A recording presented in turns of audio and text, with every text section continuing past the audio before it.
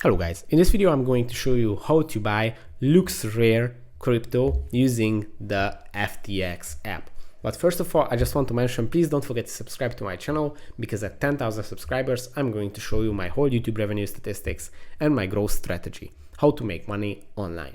So let's jump into it. First, open the FTX app, then you will have to go to the invest section, which is on the left side of the screen, and here you can either go on and use the search tool where you can type in the name of the crypto, right now LooksRare crypto, or you can go on and scroll down a little bit because it is close to the top of the list.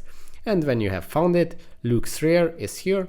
It's $1.6. You just have to tap on it and it's going to open up the page of the crypto where you can see some statistics regarding this crypto for the last hour, day, week, month, and even 1 year.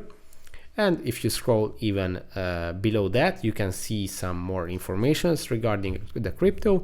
And when you have decided and want to invest in this crypto, you just have to tap on buy, and it's going to open up the investment page where you have to add the details and the amount of crypto that you would like to purchase. I'm not going to show you that right now because I would not like to share my personal information in this video, but from there you can go on and purchase the LooksRare crypto.